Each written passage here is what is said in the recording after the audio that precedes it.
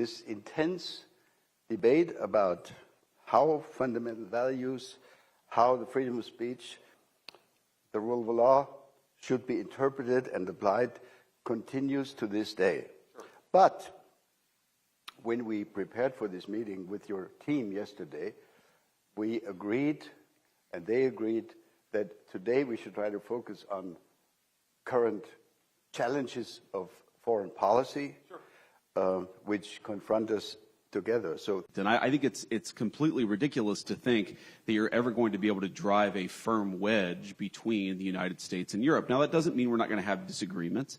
And of course, you brought up the speech earlier. It doesn't mean that Europeans won't criticize the United States or the United States won't criticize Europe. But I do think fundamentally we have to be, and we are, on the same civilizational team. And I think, obviously, there's a big question about what that means in the 21st century. I think, obviously, the president and I believe that it means a little bit more European burden sharing on the defense side. I think that it means that all of us, frankly, on both sides of the Atlantic have gotten a little bit too comfortable with the security posture of the last 20 years, and that, frankly, that security posture is not adequate to meet the challenges of the next 20 years. So there are a lot of ways in which this alliance will evolve and change, in the same way that the alliance evolved and changed from 1945 to 1975 and from 1975 to 2005. I do think that we're in one of these phases where we're going to have to rethink a lot of big questions, but I do think that we should rethink those big questions together. The Trump administration did the right thing by starting this process of talking to the Ukrainians, talking to the Russians, but the Russians seem not to be interested in the kind of quote-unquote deal that could be offered to them. So talk to us a little bit about how you see the next steps. Yeah, so let me say a couple of things about this. First of all, I appreciate your kind words about the administration. Obviously, I think it was the right thing to do for us to start the process of negotiation. I think for too long, the Russians, the Ukrainians have been fighting. Obviously, there's been a lot of people dying on both sides. There's been a lot of innocent loss of life. And our view is it's absurd that you've had this war go on for so long, and the two sides aren't even talking constructively about what would be necessary for them to end the conflict. And I think that, one of the things that President Trump has always been very good at, and he's gotten a lot of criticism, unfair criticism, in my view, from both the American and some of the European press, is what I would call a strategic realism or a strategic insight. In other words, you don't have to agree with the Russian justification for the war, and certainly both the president and I have criticized the full-scale invasion, but you have to try to understand where the other side is coming from to end the conflict. And I think that's what President Trump has been very deliberate about, is actually forcing the Russians to say, here is what we would like in order to end the conflict. And again, you don't have to agree with it.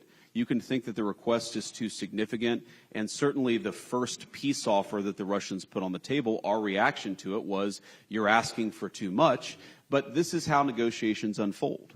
And I wouldn't say, I'm not yet that pessimistic on this, I wouldn't say that the Russians are uninterested in bringing this thing to a resolution. What I would say is right now, the Russians are asking for a certain set of requirements, a certain set of concessions in order to end the conflict. We think they're asking for too much, okay? And then obviously, the Ukrainians matter a lot. They're the other side. They're the other party, at least to the direct conflict.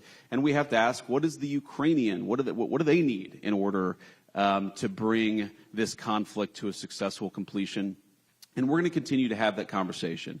Now, what the president has said is that he will walk away if he thinks he's not making progress. And I think that, about once every 4 or 5 weeks, you will hear some American official or sometimes multiple American officials say, this is a week where we need to make another step.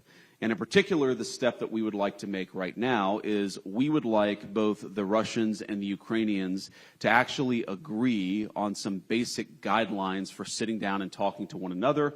Obviously, the United States is happy to participate in those conversations, but it's very important for the Russians and the Ukrainians to start talking to one another. We think that is the next big step that we would like to take. And why does that matter?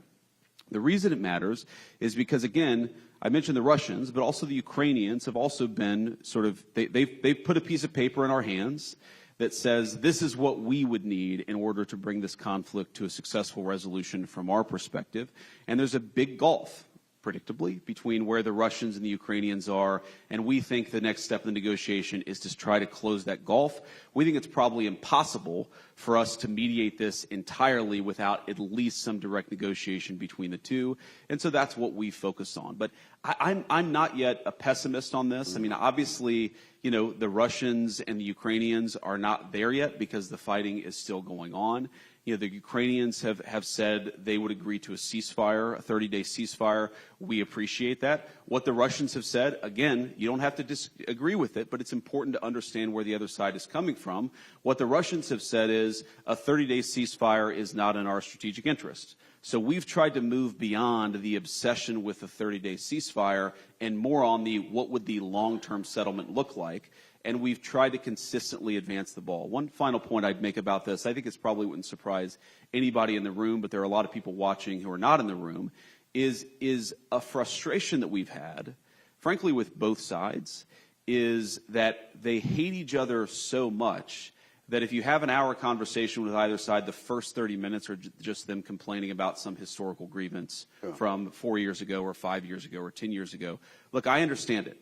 I understand that people don't fight wars against each other without a lot of grievance and a lot of problem, but we're trying to, as much as we can, play a constructive role in advancing the peace conversation forward. What I'll say, just to echo something that President Trump has said many times, but I think it bears repeating, is our strong view is that the continuation of this conflict is bad for us, it's bad for Europe, it's bad for Russia, and it's bad for Ukraine. We think that if cool heads prevail here, we can bring this thing to a durable peace that will be economically beneficial for both the Ukrainians and the Russians, and most importantly, will stop the end of the destruction of human lives.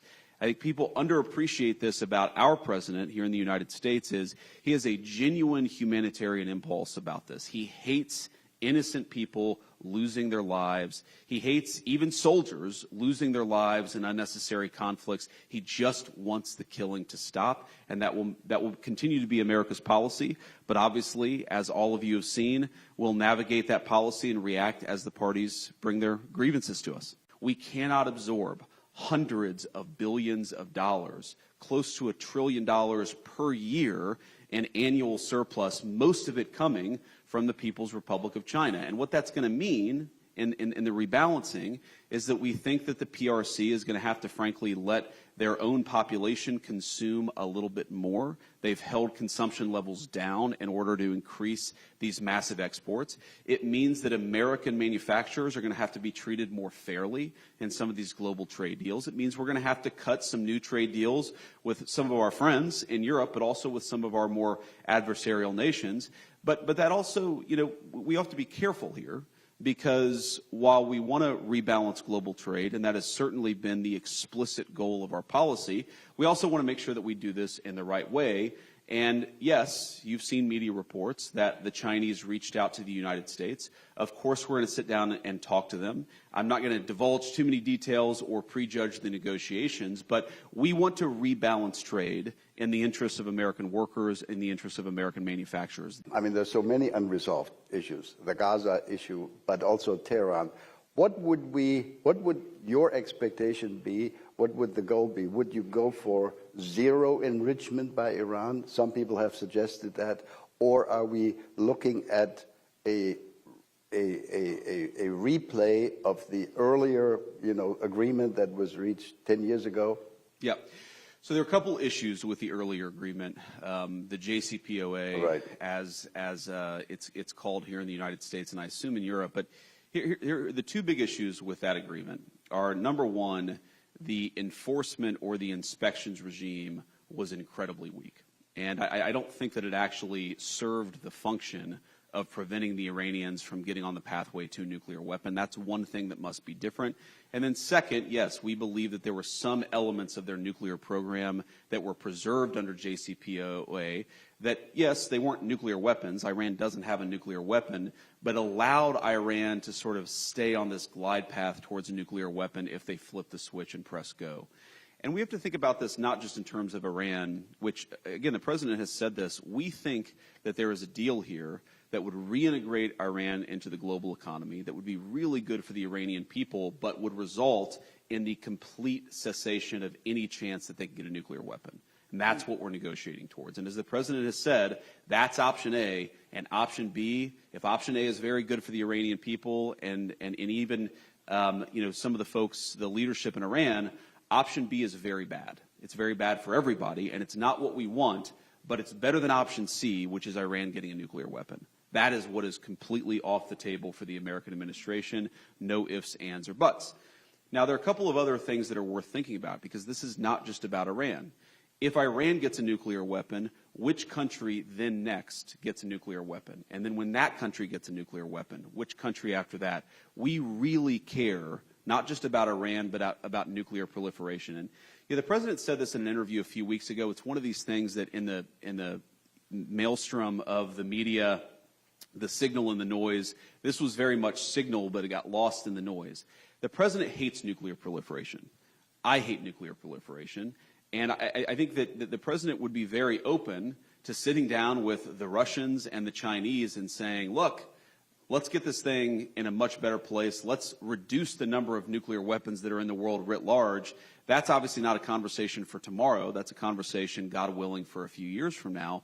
But there is no way you get to that conversation if you allow multiple regimes all over the world to basically enter this sprint for a nuclear weapon. And we really think that if the Iran domino falls, you're going to see nuclear proliferation all over the Middle East. That's very bad for us. It's very bad for our friends. And it's something that we don't think can happen. So without prejudging the negotiations, I will say so far so good. We've been very happy by how the Iranians have responded to some of the points that we've made. We've been very happy that some of the intermediaries and some of the folks who are in the room, the role that they played, the Omanis in particular, have played a very positive role, and we're very grateful to that. So far, we're on the right pathway, but this is going to end somewhere. And it will end either in Iran eliminating their nuclear program, their nuclear weapons program. They can have civil nuclear power. Okay, we don't mind that, but let me ask this basic question. Which regime in the world has civil nuclear power and enrichment without having a nuclear weapon? And the answer is no one. No one right now has a civil nuclear program with their entire enrichment infrastructure that can enrich to the 90+% needed to get to fissile material and a nuclear weapon.